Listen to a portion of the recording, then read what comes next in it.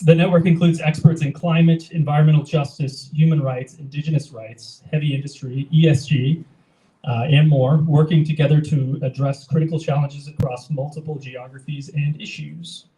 So if you're interested in learning more about Lead the Charge, feel free to talk to one of us after the event and we'll get you some more information. So I also want to thank the Ecology Center for letting us host the event here today.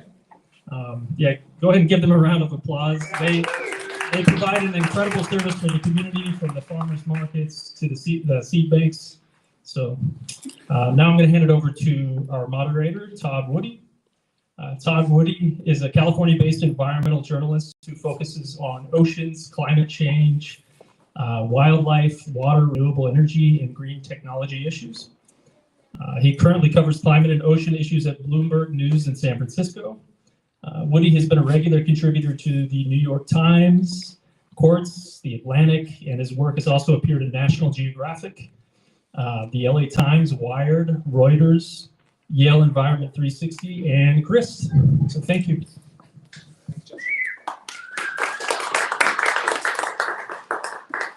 Great, thank you. Can you hear me? No.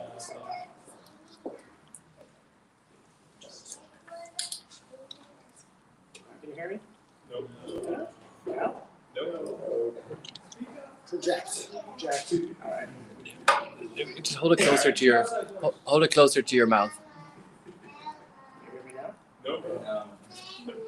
Yeah. Swallow it. This is that.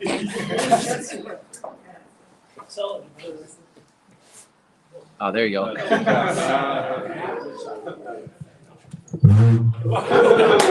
that? Yes. It's all those critical metals. Thanks, Justin. So Vince Beezer is an award-winning journalist and author. He's reported from over 100 countries, states, provinces, kingdoms, occupied territories, no man's lands, and disaster zone. His work has appeared in Wired, YouTube, The Atlantic, The Guardian, Mother Jones, Rolling Stone, The Economist, The Los Angeles Times, The Wall Street Journal, and The New York Times, and most recently, Bloomberg. His latest book is Power Metal, The Race for Resources That Will Shape the Future. And it's an investigation into how materials that we need for digital technology and renewable energy are causing environmental havoc, political unrest, mayhem, murder, and how we can do better. All right. Thanks. Do I need the microphone? Can you guys all hear me okay? Yeah? Okay, good. That was one less piece of machinery to deal with. All right. Well, thanks for having me here, guys. Thanks to all of you for showing up. This is really thanks to the Worker Agency for pulling this together. I'm always really psyched to have an opportunity to come to the Bay Area. I went to school in Berkeley way back when. I used to work at the Oakland Tribune, if anybody remembers the Oakland Tribune. I spent a lot of my life here. I got a bunch of my old buddies here, which is actually like the most nerve-wracking kind of people to have in the audience. Anyway, I'll do what I can. Anyway, so let me tell you about this book and why I came to write about it. So, hey Ruby, how's it going? Fine, have a seat. I told you, old friends. Friends, kids of old friends, more kids of old friends. It's just a big reunion around here. Anyway, so I got started about 6 years ago when I got my first all-electric car. For some reason the slides are kind of cut off, but this is a very glamorous Nissan Leaf. You would be very impressed by it if you could see the whole thing. Anyway, I got myself an electric car, right? And I felt so virtuous, So at the time, I was living in Los Angeles with my wife, my kids, my dog, the whole package. We were really, we were concerned about climate change. We were already really feeling the effects of it. There's wildfires happening, there's water shortages. And I felt like, here I am. I'm doing my part to save the world with my little electric car, right? My car, 0 carbon dioxide emissions. My car, $0 going to planet-plundering oil companies, right? I'm on the right side of history. I'm doing my bit to save the earth. So I thought. But turns out I was also completely wrong.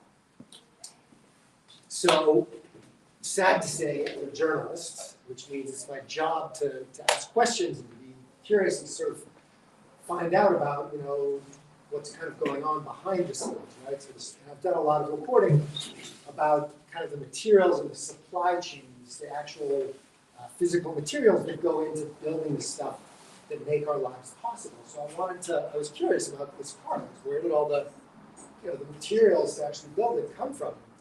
So I started looking into it, and I was horrified to discover that, in fact, to get the metals, the materials that we need to build electric cars like my Leaf, rainforests are being cut to the ground, rivers are being poisoned, children are being put to work, warlords are getting rich, all kinds of, every kind of environmental and human badness that you can think of.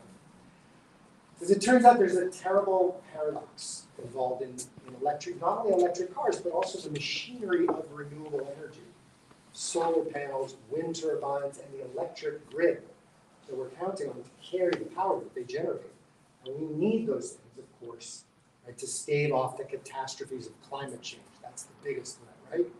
But those things, electric cars, renewable energy, they're spawning catastrophes of their own.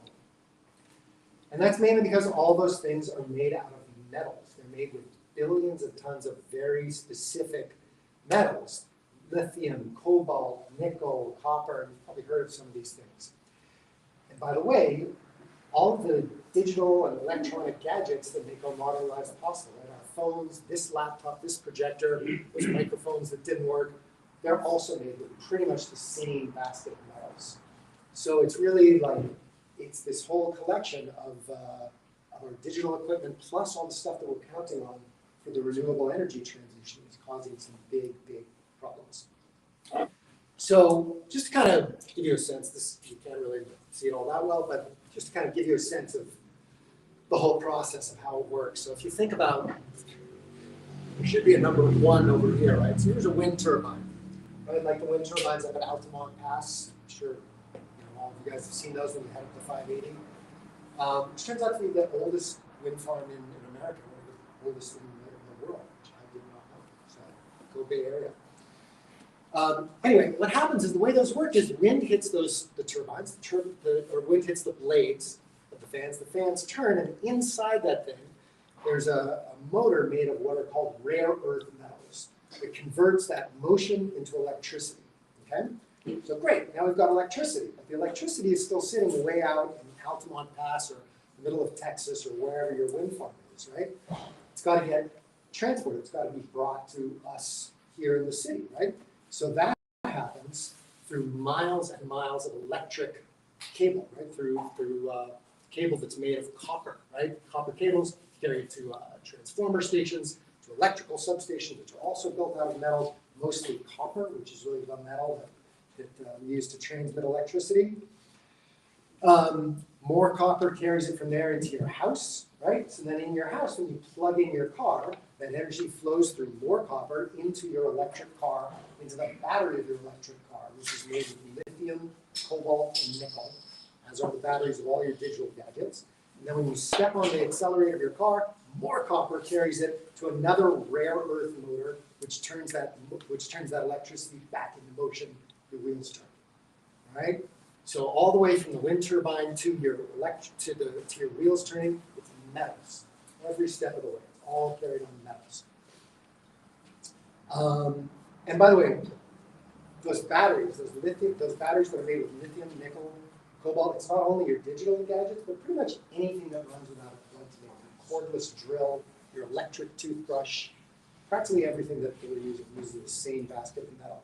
They're called, so there's this colossal demand, this huge and growing demand for what are called critical metals, this kind of basket of metals that we need for those kind of gadgets. It's important to understand just how fast and what a huge scale this is happening. I mean, because the energy transition is happening. It's happening a lot faster than a lot of people realize, especially in America, because frankly, in the US, we're really behind the curve. Right? A lot of it, China and Western Europe, they're much further along, switching over to wind and solar power. But just to give you a quick idea, this shows you the amount of the world's electricity that's generated by renewables which I have to get my glasses out to tell you which each line is. But so you can see each. So the black line is the U.S., green line is Europe, gray line is China. That's the amount of energy that's being electricity being generated by renewables. You can see it's just taking off like a rocket. Right? Same with electric cars. That's can't see the numbers, but essentially the orange is China. You know, these are all different countries. But the point is, the electric car market is exploding, even though, again, you wouldn't necessarily know it here. But in China, for instance, half of all new cars that are sold are now electric. That's the biggest car market in the world. To just give you an idea, 10 years ago, there were about 120,000 electric cars being sold every year. Today, there's 120,000 electric cars being sold every 3 days. So this stuff is happening fast and it's happening big, right? And again, what does that mean?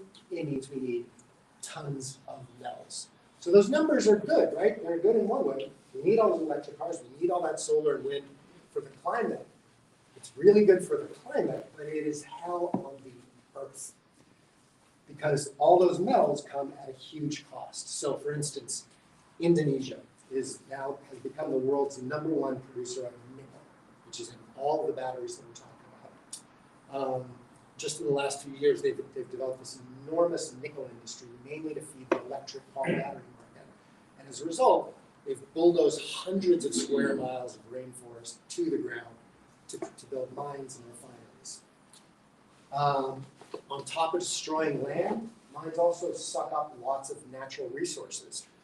So this is one of the world's biggest lithium mines. This is a place I went while I was reporting for the book.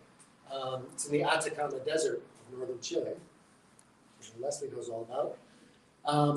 And basically, they've got enormous amounts of lithium underground. You bring it up to the surface, they evaporate out enormous amounts of water to get the lithium.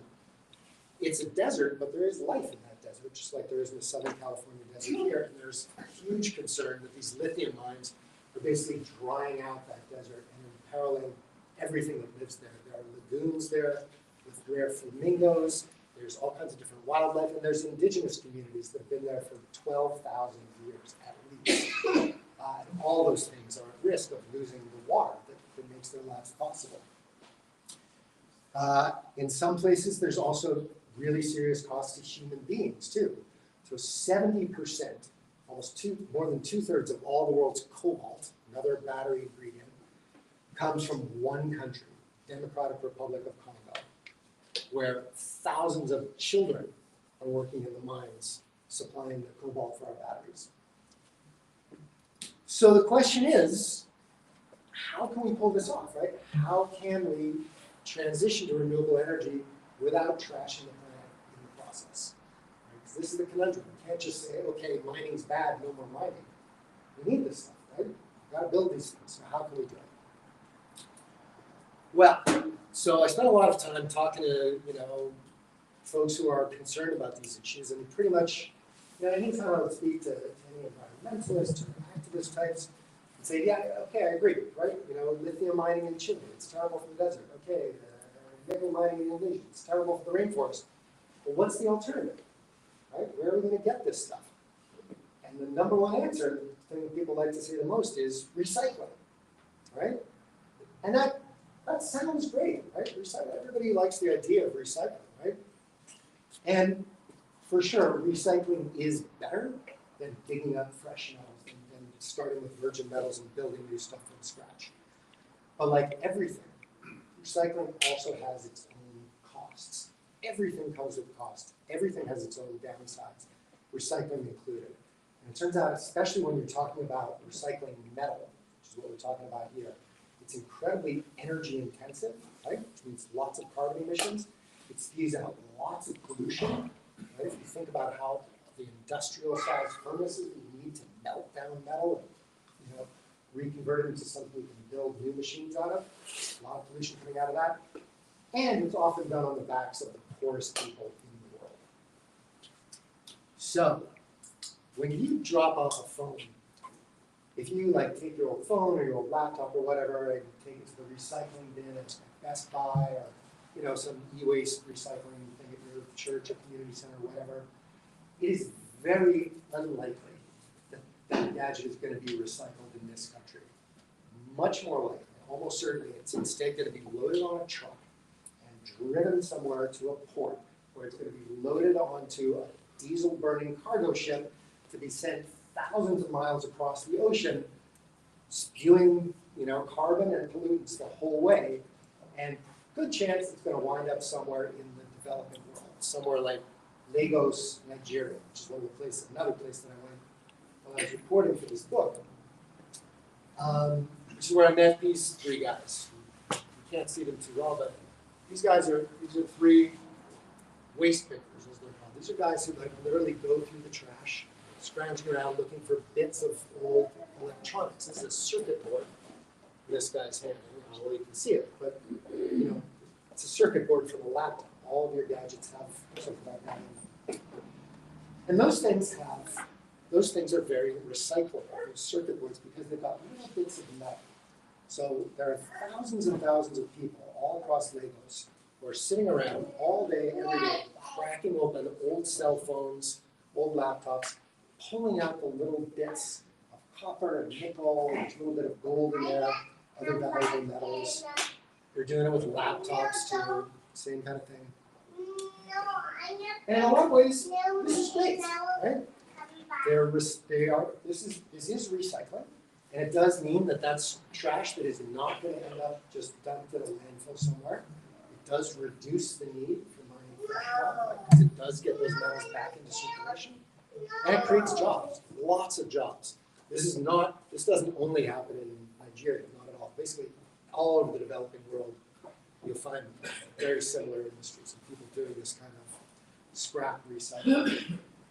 So it has a lot of upsides, but again, everything has cost. Everything has its downsides, and there's much more to the story than that. So first of all, people that are doing this work, again, are usually the poorest of the poor. In Nigeria, these are all pictures that I took in Lagos. Nigeria is one of the poorest countries in the world, and the folks doing this kind of work are on the bottom of the heap there. So this is a village of recyclers. There's like hundreds of people living in this one village around a garbage dump. That's just like basically a huge amount of garbage on top there. These are all where folks live and work, usually side by side of them. And some of the ways that they're recovering that metal are just ghastly, right? So it's one thing to pull out the circuit board, those little bits of metal, but also you have copper, all these cables, all these connector cables, there's copper in there, right? So a super common thing to do is just get a whole pile of them and just set them on fire, burn off all the plastic, all the rubber, until you've got the copper that you can sell, right? It's easy and it's cheap, but man, it is terrible for everybody around you, right? That smoke that you can see coming off it is just thick with dioxins and other kinds of really serious toxins. These dudes working around there, they're in flip-flops and t-shirts, nothing even remotely resembling safety equipment.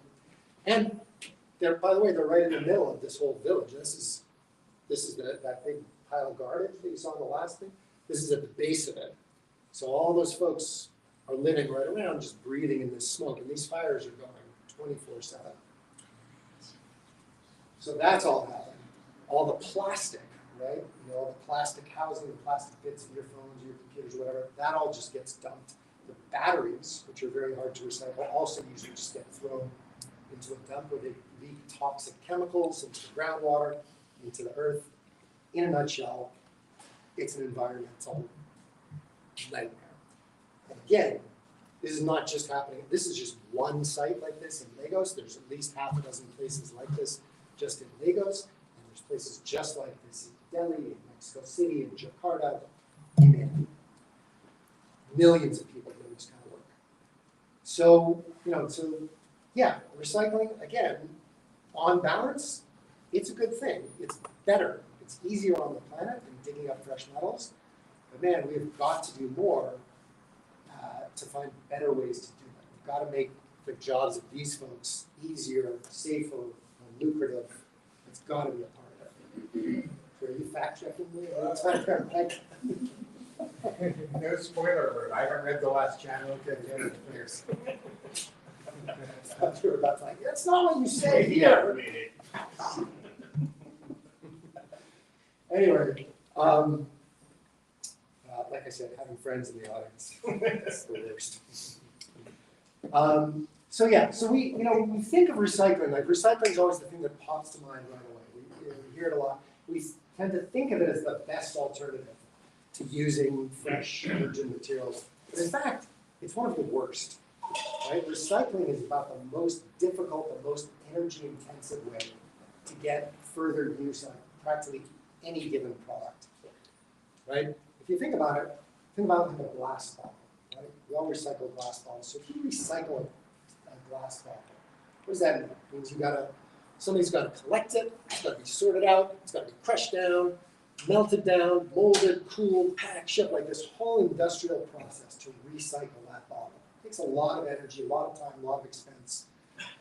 Easier if you could just wash that bottle out and use it again, right? It's an oldie but a goodie, man. I know people, e-use, recycle. Yeah. It's the new slogan for the 21st century. Recycle's the last one. What's that? Recycle's the last one. Exactly. The last one. Exactly. And that is really how we should be thinking about it. Because in fact, reusing is way more efficient. This is an old slogan. It's been around since I was a kid, but it's really more relevant than ever, right? We should be thinking, before we get to recycle, we should be thinking about in terms of how we can reuse stuff. And again, this is something they do much better. They do a much better job of this in the developing world. Another thing that happens is a lot of our electronics go over there, and folks will repair them rather than junk them. If it's just like got a cracked screen, or if it just needs a new chip or whatever. Also, there's amazing like DIY electronics repair shops all over the place where people they're not certified by Apple, they don't have any of that kind of thing, but man, they can go and swap in a new battery into your iPhone while you wait for $3. So it's really doable is the point, and they're doing a much better job of it in places where people don't have as much money to waste. So there's a lot of really valuable lessons that we could be learning there. There's no reason we can't be doing more of that here. But the number one thing that we as individuals can be doing, if you're really concerned about this stuff, is this. Don't buy a car, not even an electric one. Now, I'm not saying nobody should own a car. I'm not saying you're a bad person if you have a car. I have a car. Cars aren't bad in and of themselves. It's just that there are way too many of them. Right? There's already about 1.2 billion automobiles, gasoline, diesel-powered vehicles on the roads today. And if we exchange every single one of those for an electric car, we're just going to swap one set of problems for the other. Right? So the amount of metals and other resources that we're going to need is just overwhelming.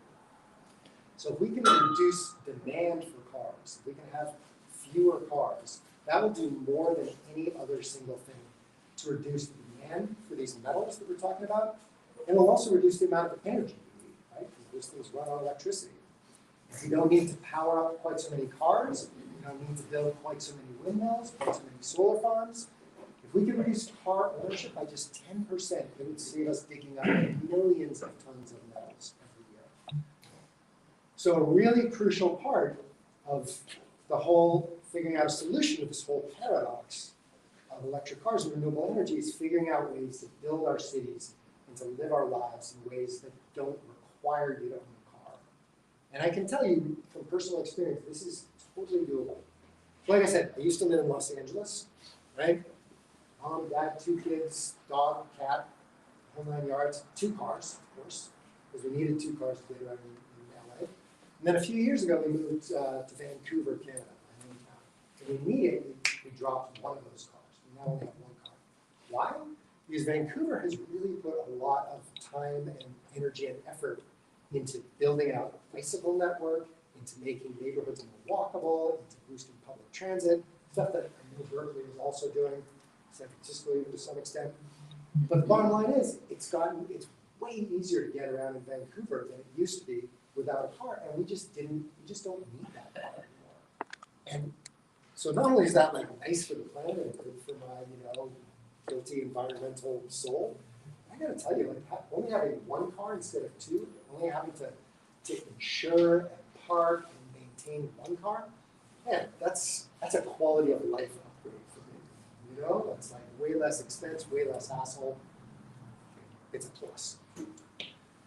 So, bottom line is, obviously, we need to make the switch to renewable energy. We need to switch to renewable energy and electric cars.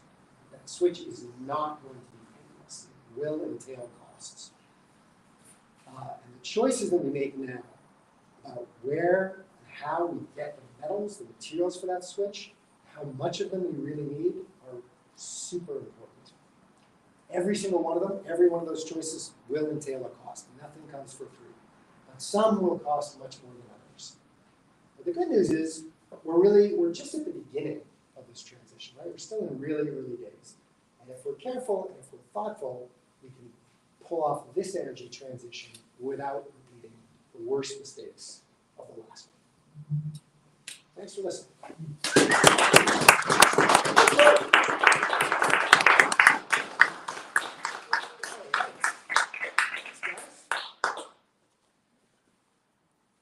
Stand there.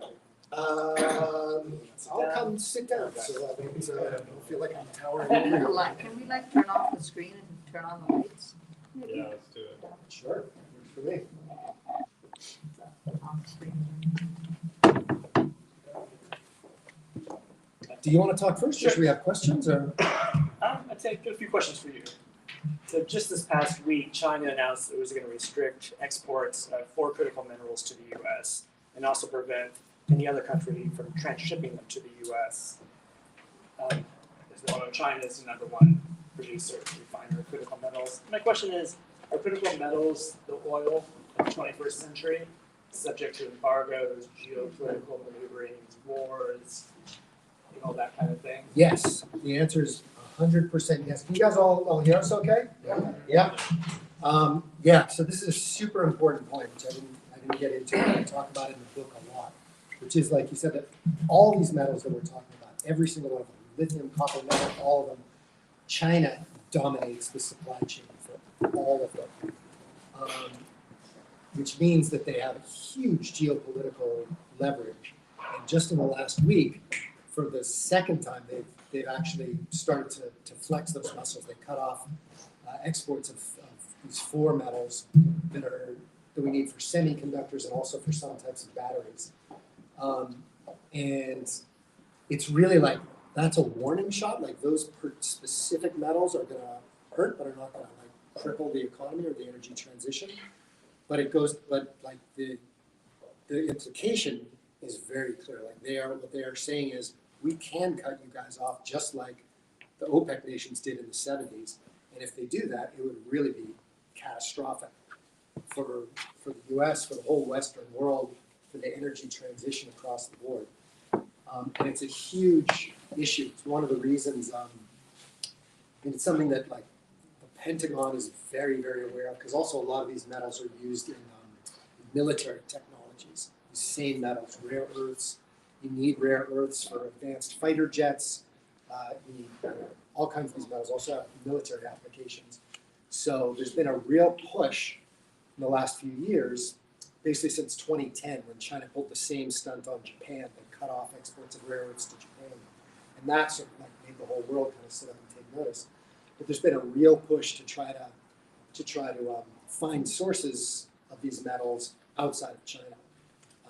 And then we're making some progress along those lines, but not a lot. And it was actually, probably in my mind, with my books, it was probably the best thing that the Biden administration did. They passed a couple of enormous bills, sending hundreds of billions of dollars to develop renewable energy, and including a lot of money into building up critical metal supply here. Trump says he's going to kill that bill. So we'll see what's going to happen. But So it's not looking good. If China, in response to the incoming administration or other factors, decided to widen that list, Americans love their cars, their electric cars, but I bet they love their phones more than anything else. Would that affect your ability to get a phone, get other electronics? Yeah, for sure. I mean, in the most extreme case, they could literally, if they embargoed everything, that would be, you know, probably half of all the world's lithium, probably 3/4 of its cobalt. Like, they're not the only supply for most of these things, but they supply the majority of most of it. And they also manufacture. It's not just the metals themselves, but China also manufactures most of the solar panels that are used around the world, most of the wind turbines that are used around the world, most of the electric car batteries around the world. So if they shut all of that down, basically, like, there would be no more. You wouldn't be able to get a new phone or a new car. Tesla would be out of business. You know? So after the oil embargoes of the 70s, which some of us are old enough to remember, the U.S. had a brief push. You know, people bought smaller, more fuel-efficient cars. The initial push into renewable energy happened, more domestic oil production, eventually faded away when oil became more plentiful. Do you see that happening with critical metals? I mean, as you pointed out in the book, we used to produce a lot of critical metals, but it's dirty, dangerous work, a lot of environmental consequences, so we just offshore it to other countries. Exactly. Do you think Americans, the political system, would tolerate bringing that back to the U.S.? I don't know. I mean, this is really. I mean, I think we should. You know, like, nobody who, like, you know, thinks of themselves as an environmentalist likes the idea of mining. Like, mining's dirty and destructive no matter what. But I think there is a real case to be made that more of it should be happening in this country. Partly because it's bad to be so dependent on China. Partly because, you know, the regulations around it, it's done to a higher standard in this country than Canada, where I live, and in places like Indonesia. There's much more environmental regulations, there's more labor regulations, all that. Which means that, like, if you accept the idea that we need these metals, which I say we do, then it's only fair, and it actually, like, in the big picture, it's actually better environmentally to have at least some of that mining happening here. So there's a lot of push for that. There are lots of companies that are trying to open up new mines for all this stuff, because we have all these metals here in the United States. We used to be, every single one of those metals that I've talked about, the U.S. was the world's #1 supplier until 50, 60 years ago. And like Todd said, we got tired of all the mess and we just pushed it all offshore. But we could be producing more of that stuff here. It's really, really hard because there's so much opposition to it. There's so many regulations around it. But there is, yeah, I mean, like I said, there's a lot of money going into it. There's a lot of federal dollars that are going to support it, and there's a lot of companies that see this as a huge market and they're licking their chops to try to get into it. And I mean, it sounds kind of counterintuitive, but I do believe that it's in everybody's best interest if we actually allow some more of it to happen. Do you think the new Trump administration is going to change policies in this regard? Yeah, well, I mean, yes. What does that mean? Yeah. Potentially. So I think, so Trump's, he loves to say drill, baby, drill, right? So we know he doesn't give a shit about the environment. Right? He could care less about the environmental impacts of it. So on the one hand, like, the sort of silver lining of that is it might make it a little easier to open up more mining and refining here. On the other hand, he also, he doesn't really like electric cars either. And he doesn't like wind power. So he's said that he wants to end all these, right now, thanks to the Biden administration, there's all kinds of subsidies and tax breaks and whatnot for renewable energy. So that stuff might go away. So I guess, yeah, things are definitely going to change. Hard to really say how. So you traveled the world to report this book. And one place you couldn't go was the seabed, which holds, by many estimates, the world's largest reserve of cobalt and nickel and other metals. Seabed mining's not happening now. It may happen soon, and there's obviously huge controversies over the environmental impact, which can be catastrophic. Can you talk about seabed mining, the issues, what's at stake, and what do you think that this is a source of that? Sure, I'm a I'm a little intimidated to do it because you've probably done more reporting on it than I have. Todd, by the way, has done tons of like some of the really like deepest reading reporting on this industry. But in a nutshell, so yeah, there's billion, God knows how much, but huge amounts of all this stuff on the bottom of the Pacific Ocean and some of the other ocean floors around the world. And we've known about this for a long time.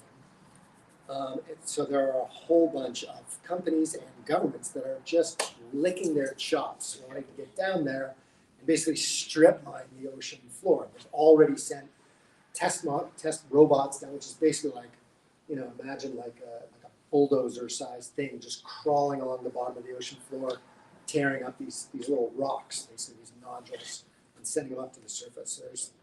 They're like well along. And the only thing that's stopping them at this point is international law. Nobody's allowed to go down and tear up the seabed yet. So the controversy is, like all these companies, and one company in particular, are saying, "No, it's going to be fine. It's going to be fine. Strip mining the sea. What could go wrong?" And basically, every scientist that's looked at this that isn't employed by one of these companies has said this is a terrible idea. At the very, very least, we need to do lots more research to figure out what the impacts are going to be, right? Because you're talking about literally ripping up the ocean floor that's been undisturbed for thousands, millions of years, sending sediment up into the water column, doing God knows what to the things that live on the ocean floor, to the things that live up in the water column further up. All these rocks are going to get pulled up to a ship that's floating on the surface, and then the water's going to get dumped back over the side. What's that going to do? There's just so many ways that it could go wrong in our oceans, which, let's not forget, are already super stressed by climate change, by overfishing, by pollution. Like, oceans are not, at their best.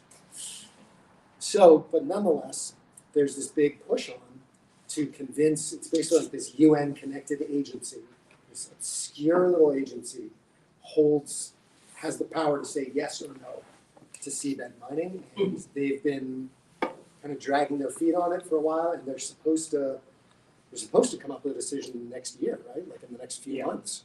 July 2025 is the deadline. There you go. And a private investor-backed mining company says it'll file its first an application to mine at that time, regardless of whether regulations are in place. So one of the big arguments that opponents to seabed mining make is recycling. We don't need these minerals.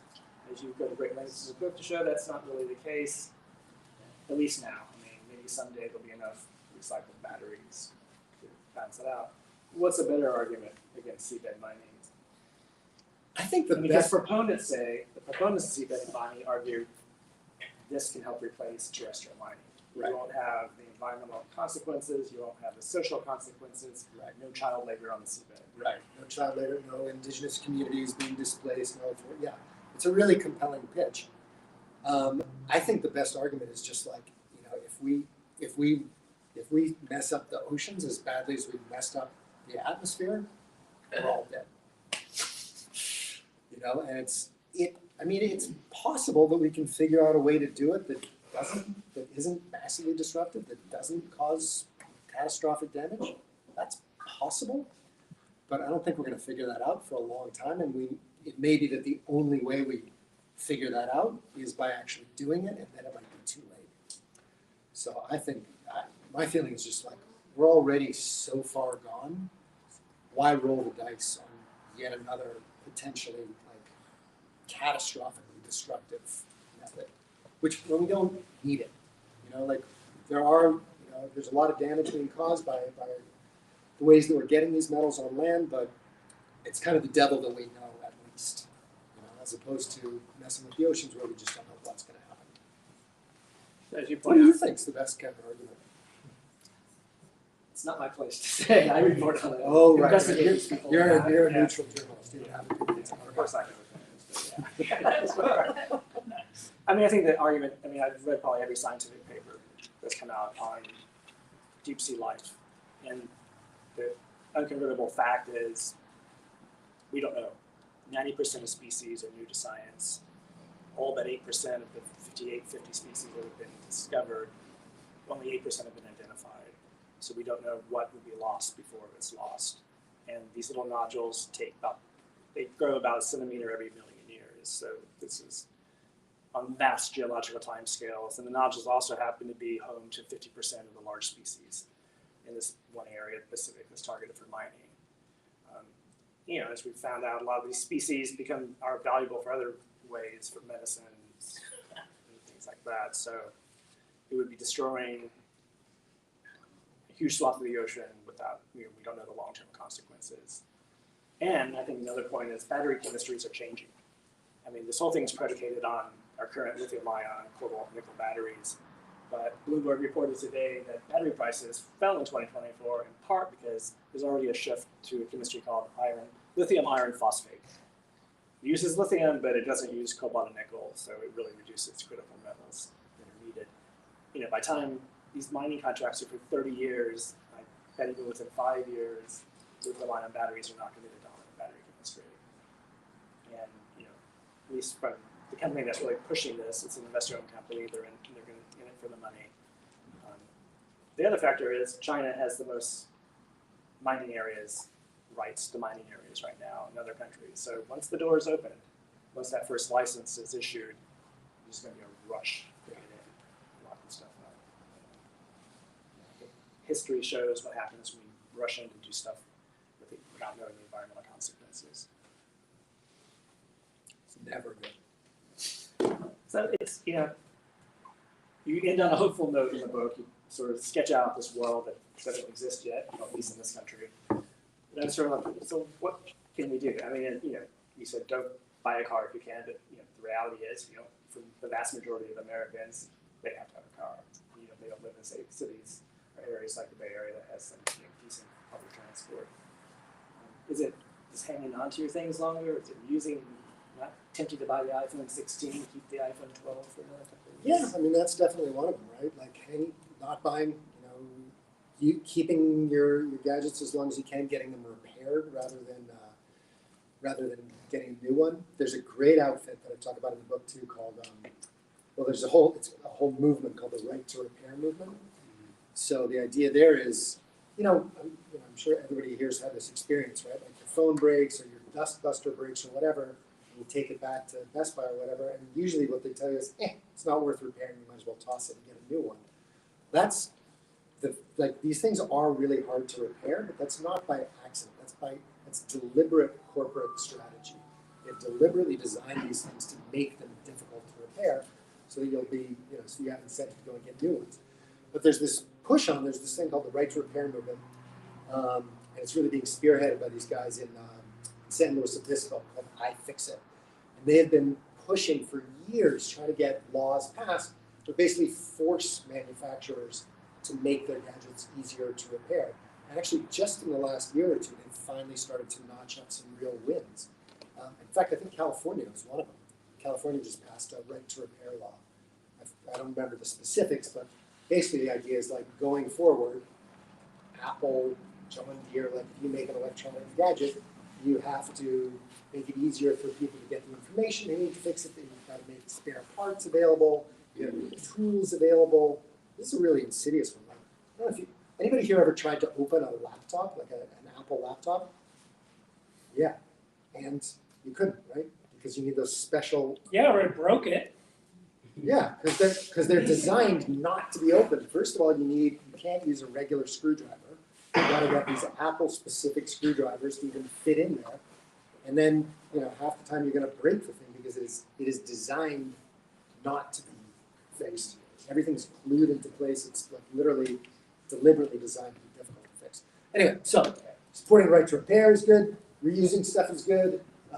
Recycling is good. Despite everything you saw, it's better than tossing stuff out. But really, like I say, I think, even if you live in a place, even if, like in a lot of parts of America, yes, today you need a car.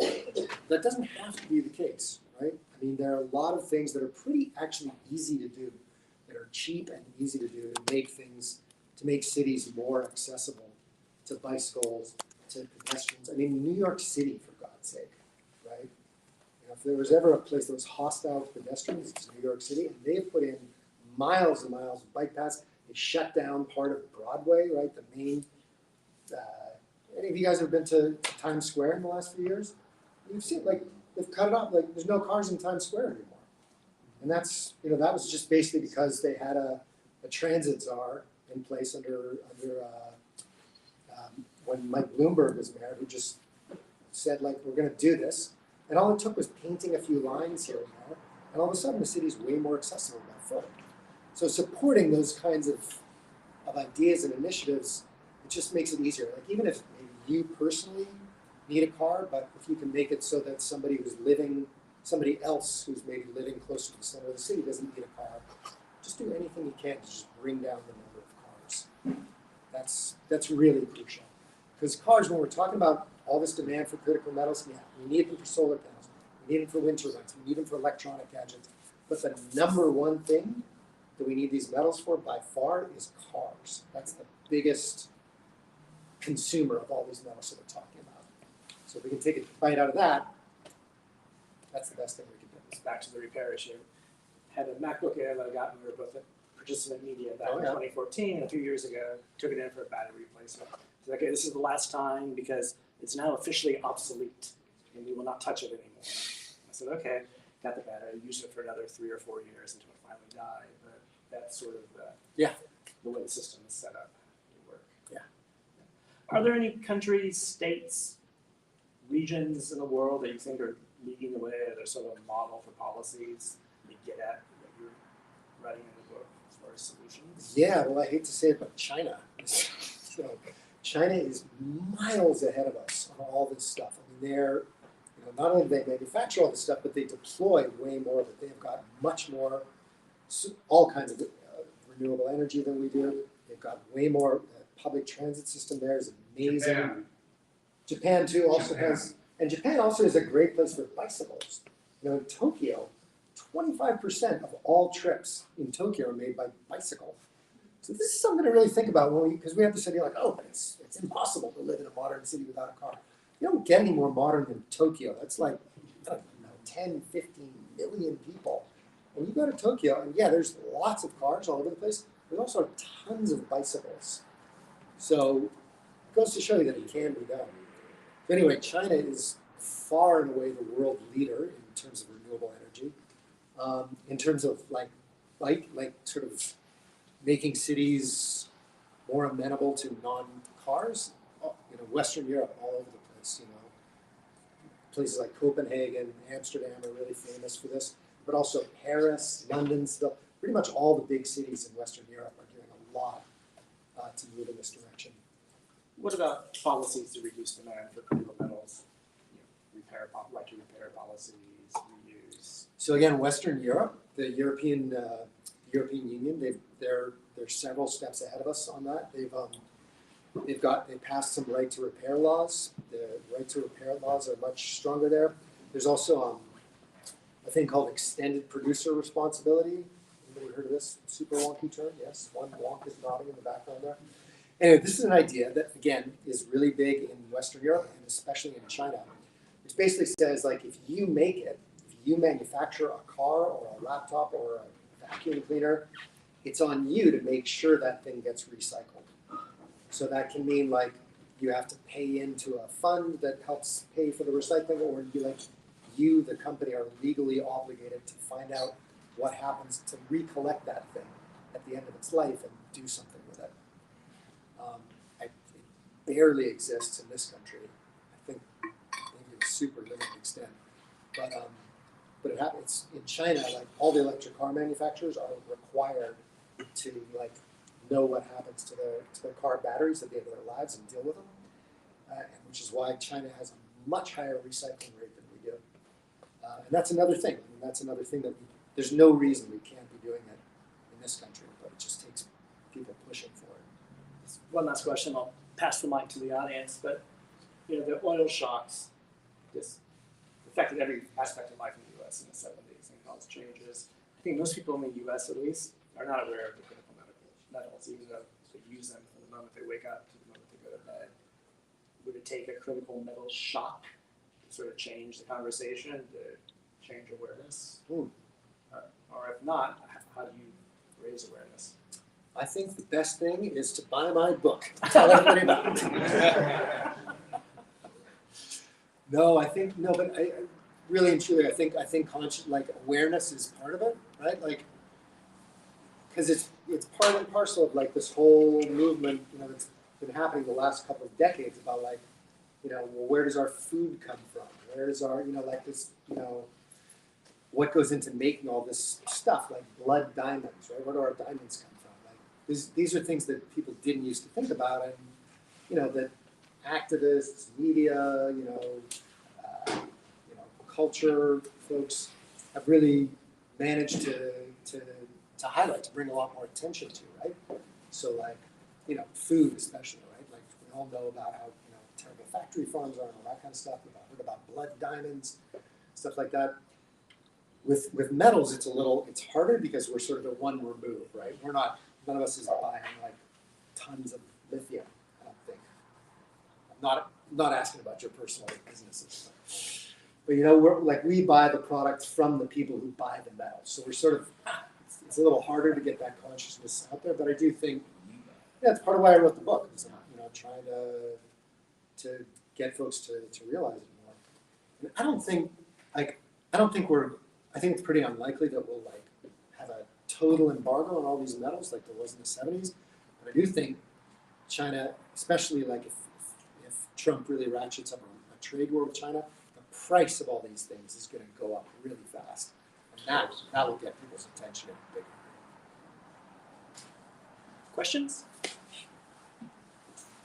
Hi, thanks, Vince. My name is Jennifer Krill. I'm with Earthworks. And I really appreciate, I haven't read the book, I'm excited to read the book. I really appreciate your comments on demand reduction and thinking holistically about what we really need in an era of scarcity. I have two questions. The first is, in your reporting, you mentioned a lot of use of minerals here, electronics, and the military, as well as renewable energies. Did you find any credible data on military use for these minerals? It's something we've been looking for and trying to understand, partly because it's a little bit of a disadvantage for the climate solutions, right? That people who are working on climate solutions are accountable for impacts, because that's why we're working on climate solutions. The military doesn't have that. So I suspect there's a lot more than we know, and I'm wondering if you found anything in that. You mean in terms of like the actual quantities of the stuff Yeah. that they're using? Yeah, like, military needs 30% and renewables need 60%, or vice versa. I haven't seen, to be honest, I didn't really go looking for that. It's a really good question. Yeah. But it's definitely a lot, right? Yeah. I mean, the military is very aware of the threat, right? Of the fact that that they're really dependent on China for a lot of this stuff, and they're not happy about it. And there is a lot of movement, like especially within the U.S. military, to like they're pro renewable energy to a great extent, because they know that it's a bad idea to be dependent on foreign fossil fuels. So they use a lot. There's some of it that's like sort of the big bulk purchases, like copper. For sure, they use tons and tons of copper. It's in the wiring of every kind of, every tank, every Jeep, every plane has lots of copper in it. And then there's the super specialized ones, which are really like the rare earths. You need the actual amounts are really small, but if you don't have them, you're screwed. So, but it's a good question. I'll make a note to look into that. Great. And then my other question was, Apple has a 100% recycling goal. And I wonder if you investigated that at all, the more kind of formal processes that Apple, we would hope, is doing. How do they look? So the good news, and this kind of goes back to what you were saying, is actually like you can tell that this issue is starting to gain traction, because people like Apple and also Samsung and some of the other big electronics manufacturers are starting to make a lot of noise about how they source their minerals sustainably. And nobody wants to get their cobalt from Congo. They don't want to admit that they do. They want to use more recycled metals and da-da-da. And I know that with the iPhone 16, like the very, very latest iPhone, they say that, I forget what, there's two of the metals in there supposedly are now 100% recycled. Two of the like 60 odd metals that are in there. So I believe that, I mean, I think it's good news that they even feel like they have to say that. Whether, like, the extent to which they're actually making those changes is always really hard to gauge, right? Because how can you know? Like, you've really got to go, take somebody going in and literally auditing their whole supply chain, right? Like, because to get, like, for that, nickel to get from out of the ground in Indonesia into your iPhone, there's about 20 steps along the way, right? And meanwhile, that nickel, like, they might hold it out from the ground in Indonesia, and then they ship it to China for smelting, and it's mixed together with nickel from the Philippines or from somewhere else, and it gets mixed together. It's really hard to know where this stuff comes from and exactly how much of it is recycled, but at the very least, they're saying it, and I feel like the fact that they feel the need to say that, I think, is a good sign. So. Yes, much of this discussion has been surrounding how we here on Earth ultimately procure and then dispose of minerals that are unarguably essential in various industries. And if you pick one industry, like you spoke to, transportation, and we take your Nissan Leaf car example for an example here, without saying simply, don't drive a car, speaking to someone who has friends in Arkansas, in Lake Havasu, in Florida, in Michigan, in Wisconsin, but rather perhaps view it in a way as having a healthy alternative as we sit here with seeds all around us. Have you seen anything that farmers are doing, such as SAF fuels, sustainable aviation fuels, that ultimately use sugar plants to replace what you're saying was shooed away in the 50 years ago from the US for a reason, but bring back here if you want with more regulation to just reproduce once again, because you're going to need to get it from the earth, whether it's here or there. Rather, have you seen any alternatives that say, buy a car, have a Mercedes-Benz if you'd like, but maybe don't use an electric battery, maybe don't use diesel fuel, but use something Sure. like that comes from the plants Sure. of the place that we're sitting in with seeds all Sure. around these books. So basically, like, can we run Journalists. our cars and our vehicles on something besides either electricity or gas? Yes. I mean, yeah, we can. There's, there are cars, you can run a car on cooking oil. There's a lot of different kinds of alternative fuels out there. Ethanol is the really famous one, right? That's something that's derived from corn that was really touted in this country as, like, this is going to be a way to get us off of fossil fuels. So it's not really my area of expertise, that whole alternative fuel scene. I know there's a lot of ideas out there, and I'm all for it. I just feel like, there's always a cost. No matter what it is we're talking about, there's going to be some kind of downside, and it may be a lesser downside, right? It might be like a car that runs on used cooking oil might be better than an electric car. But nothing comes for free. Understood. I have one follow-up question. Sure. In your travel, when you went to Indonesia and saw that the rainforest was being removed to have a corporation come in and use the land to employ the locals to do the work there, did you see that the trees were at all being used in the local communities to build churches or homes? Or did you look at any of ways that the corporations were actually donating in their actions of going into these developing countries that are third world, even if you go to the Ritz-Carlton, in terms of their interactions with the local people in a positive way in their presence? I can't say I don't know if they're donating the trees that get cut down. I didn't see it. It's not something I looked for at all either. I mean, the argument that they say is we're bringing jobs, we're bringing money, we're bringing development, which is, you know, that's a strong argument, right? Because that's who's working in these places, local folks, and usually making more money than they would have as farmers or whatever they were before. But again, it's all like, you know, it's all trade-offs. Nothing's 100%. So. Thank you. I gotta go, so I appreciate it. Anyway, thank you. Thanks for your information and, you know, your commitment to the cause. And I've read the book, so Governor told a lot more of that. So thank you very much. There is one thing though I kind of think a little bit accept. I found myself thinking this in my soul. Anyway, is at one point you said that, you know, cars aren't evil. And honestly, I can't agree with that. I think that at this point cars are evil. They are a subjectively evil, especially internal combustion engines. With what we know, like once we know, I think we have to admit that they are, you know, they're destroying the livability of the planet for future.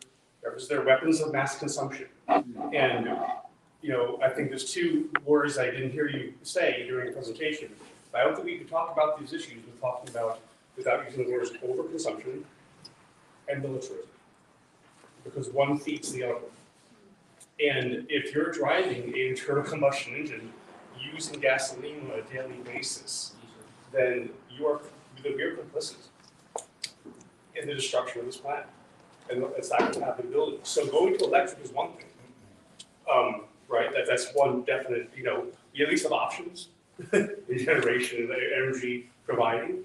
But I think the only answer we have at this point, or it seems based on the science, is that for as many of us to just completely stop driving like yesterday, stop using fossil fuels as much as possible, because those are the cars are they're the tools that we're using to destroy the planet. Well, you know, well, that's what you're talking about in this presentation. You mentioned that, and also, if I'm not mistaken, this is a question I have for you. I heard something recently that I think at least in the United States, they were saying that the #1 replacement for cars is e-bikes. Or something like more trips are being replaced by e-bikes. So I guess what I want to say is, like, if you know if that's true or not, like what your dad you might have about that. But also, I would just encourage everybody to consider that. Yeah. Like, not driving 1 or 2 days. Start small. I'm with you 100% on that. So e-bikes are growing fast. Again, much faster in other places than here in the US. But I think they're great. They're an amazing technology. And yeah, of course, you still need to, their batteries are made out of nickel and cobalt and all the rest of it, but much less, right? You need much less to build an electric bike. And an electric bike will get you most of the places that you need to go in your car. So I think that's for sure one of the things that's going to help us pull off the transition. To take a major cultural, like, psychological shift. Yeah. To really address this issue. Yeah, I think what's going to force it is prices are going to have to go up, right? Because one of the reasons that we're so car happy in this country is because cars are subsidized. Like that, you know, fossil fuels are subsidized. Cars are basically subsidized in the form of roads. And if we were really paying, if we had to pay the actual dollar cost, what they really cost, people would be looking for alternatives a lot more than they are now. I just got an email today from CalDikes, I'm sorry, that they're actually offering, I think they're restarting the state incentive for e-bikes. Up to 1,700 or 17, something like that. Yeah, 1750, it opens on the 28th. 1,750. Well, the 18th. Hear that, everybody? Right, yeah. Next week. So they're restarting the incentive program. Yes. Sign up. Get your e-bikes. Thank you, Vince. I'm looking forward to reading the book. My name is Jared. I'm an organizer with Earthworks. And I just wanted to push back on one part of your argument where you said part of the solution would be increasing mining here in the US. We organize with communities here in the US and also in the global South who are impacted by mining. And the impacts look different depending on the context, but the impacts are bad in both places. And right now what we're seeing in the US is exactly this argument being mobilized to target places for so-called critical minerals mining that would desecrate indigenous sacred sites, that would pollute important headwaters, that would build roads through caribou habitat, that would cause entire endangered species to go extinct. And I don't think these are acceptable impacts either. And so I think part of what we've tried to do is build solidarity with communities who are on the front lines so that we're not pitting places and communities against each other and saying, well, mining should happen here or there. And there may be some benefit to more local, shorter supply chains, that's for sure. But the regulations here aren't actually necessarily all that good. The mining law hasn't been updated in more than 150 years. There's no environmental provisions, no royalties, no indigenous consent. So there's a lot of problems with mining here too. So I think the question is, how can we take that other part of your argument of really looking at that reduce, reuse, recycle, think about the demand question, to make sure there's as little new mining needed as possible, and then wherever it is happening, set the bar high, no matter whether it's here or in the global south. So I felt some responsibility because of the work I do to say that to the group here today, but thank you for your book. Fair enough. Listen, I totally agree with you in principle. I mean, like, mining is bad. No matter where you do it, it causes harm, right? There's no getting around that. But we need to do some of it. Like, that's just unavoidable. With 8 billion people in the world living in the society that we live in, we have got to do some. But and so the real challenge is, like, how can we deal with the least impact possible? And I'm not saying, woo, then let's just mine everywhere in the American West. No, but I am saying that, like, I mean, it's much harder. Like, you know, there are higher. There's more of a hurdle to open a mine here than there is in the Philippines or in Indonesia, places like that. Even if, you know, they're not, you know, maybe the regulations should be even more stringent. But I do think it can be. I think you've got a better chance of getting a cleaner mine, a less harmful mine in Nevada or somewhere like that than you do in the Philippines. And given that it's not, the question isn't, you know, yes to mining or no to mining. The question is where and how much mining. And so right now our answer is just like over there.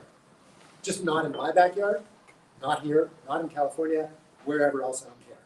And that's not right either. Right?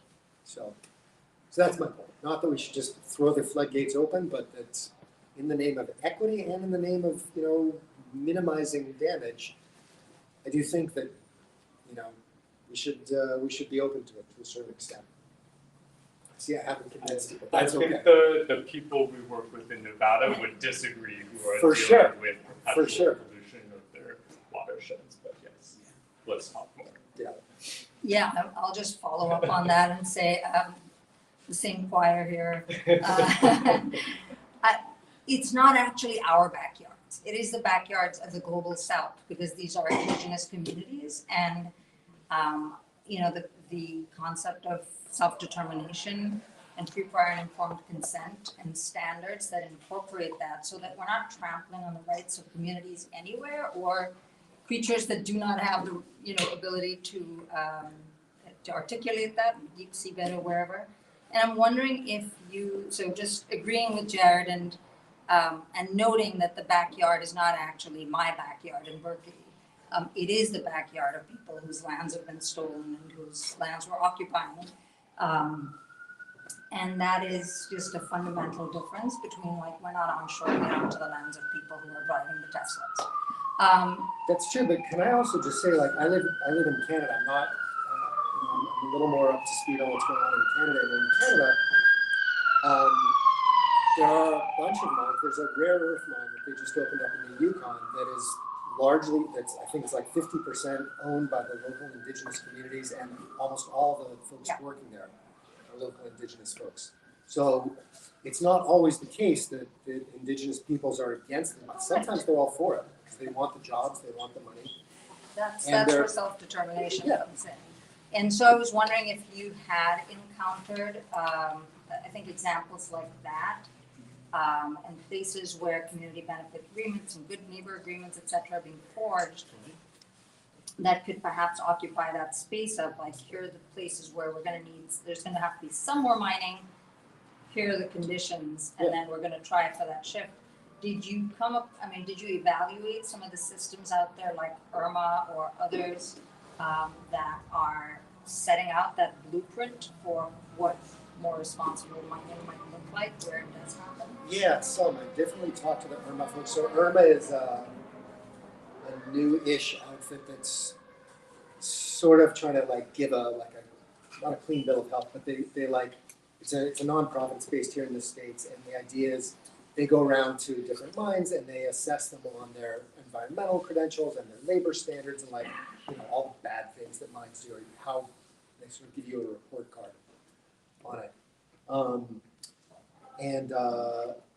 They do that, and there's one or two other outfits that do kind of similar stuff. I mean, I think those kinds of efforts are a good idea. They've all got their real shortcomings. They all come up short in some ways. I think that's inevitable, right? Like, because first of all, you can never really know 100% what's going on just by visiting a mine and talking to the folks that are there. Number two, like, what are the, who sets the standards? So there's a lot of controversy around it, but I mean, that's the kind of thing, right? Like the fact that those groups exist and the fact that mining companies are responding to them, and at least some of it, like Irma's a voluntary thing. Like these are, you don't have to sign on with Irma, but a lot of mining companies are choosing. They're like saying, hey, Irma, come and check out our operation. We want to show you that we're doing things right. I think that's a positive sign. And in fact, like, again, mining's bad. It always causes harm, but it's not nearly as bad as it was 100 years ago, right? Like if you look into what copper mines did to places like Montana 100 years ago, then it was just pure rape and run. Just destroy the land, shove aside whoever was living there, smelt the stuff, belch the smoke up into the air, and then just leave. And just walk away, leaving an enormous pit of toxic waste, right? We're still cleaning up the mess from copper mines that were opened 100 years ago, that were closed down 50, 60 years ago. And you can't get away with that anymore. At least the floor has been raised. Actually, you can. A lot of mining companies are walking away from massive disasters and sticking communities with the bill. So one of the things that we've talked about a lot at Earthworks is that this is unfortunately still your grandfather's mining industry with larger equipment and less accountability. So anyway, we'll have to have more conversation. More after the break with a beer in our hands, hopefully. Any other questions? Yeah. So I work with Lead the Charge, and we've been talking a lot about to address what consumers do. I agree, just don't buy a car. Is there anything in all of your research, and is there a demand you would make to automakers directly? Because Lead the Charge directly advocates to automakers to get them to clean up their supply chains. You mentioned like taking responsibility for their own batteries, working for battery circularity. What are other things that the industry that is the biggest consumer of not only these minerals but also steel and aluminum? Like, what would you like to see? Yeah, well, I think just more higher standards all the way along. They all the car makers are aware of these issues, and everybody talks about it a lot. And especially like cobalt in Congo is a really big one. Everybody's like, oh, trying to get away from that. And also lithium in Chile. There's been a lot of talk about it. There's been a lot less action around it. And there's definitely more that they can do from across the board on cleaning up the environmental standards and also the labor standards where they get this stuff. But part of the answer, I think, is the way a lot of these corporations respond is like, oh my God, there's children mining cobalt in Congo, then we won't buy any more cobalt from Congo, right? That doesn't. The problem with that then is if everybody stopped buying cobalt from Congo, then hundreds of thousands of people who make their living mining cobalt are suddenly out of a job, right? So really, like the best thing would be if we could actually work towards just improving conditions for those folks, right? There's tons of cobalt in Congo. People of Congo should be reaping the rewards from that. They've got this stuff, the rest of us need it. They should be getting rich off of it. So and there's very, very little of that kind of action of like sort of trying to, of trying to improve things at the source as opposed to just like, oh, that thing's bad, let me go get it from somewhere that's good, or that at least looks better. Like fair trade cobalt. Exactly, yeah. No, it's the same, I mean, this is what I was saying before, right? Like, we have this stuff when it comes to coffee, with tuna, with like, all kinds of things. There's been a big push to like, to make sure that where you're buying your stuff from is, that the people who are actually producing it are getting paid fairly and treated fairly and all the rest of it. That, I think, that's a better model. Not that the coffee market is perfect either. Yes. Oh, you're probably running out of time. Yeah, thanks for your journalism. Thanks for getting down on the ground. You're welcome. Yeah, sure. Yeah, I think one thing that stood out and kept saying was there's always like a downside to things. And I'm like an ecologist, a naturalist, landscape architect, and in natural systems there's always an effect, but energy is constantly recycled and changed. There's not a harm in it, but things always are changing. Right. So I think that the way you're saying that, I'm kind of like, was that kind of like this old industrial revolution way of thinking where we like create something, we create pollution, and then we use it and then we throw it away. Like, this is kind of an old human way of thinking. And like indigenous societies, we were able to destroy them with this industrial mode of thinking. And many of them are still around, but they thought in a different way and think in a different way. And so I think like we're still kind of talking about all these issues in that old way. And I think we're starting to get to that idea of don't buy a car because then your life will be better. You'll walk more, you'll be healthier, you'll see plants, you'll see your neighbors, you'll be more healthy. So it's more, I think, thinking less with this like industrial revolution mindset is something. So I just would, like, how would you rephrase that? How could you rephrase that kind of, because that always keeps us stuck in that mindset. And also, if any of you read Isaac Asimov, Isaac Asimov, what was it, the main planet, I don't know, I forget what it's called, but the whole planet had been industrialized. Right. Because the Congo had gotten rich off mining carbon, and everyone had gotten rich off everything, and there was nothing left. The entire planet was a city. And so that is kind of the end game of that thinking. And I don't really, so I think like the end game, like 1,000 years from now. Yeah. So I totally agree with you. Like in the natural cycle, there is no waste, right? Everything gets consumed. Everything gets eaten and consumed, and then and then excreted, and then something else eats it, and like everything gets reused again and again and again and again. And I think that's the model that we should be striving for. The issue is, and that's really what recycling is about, right? Is like taking an old discarded thing and digesting it back into the system and then spitting it out in a form that we can use again.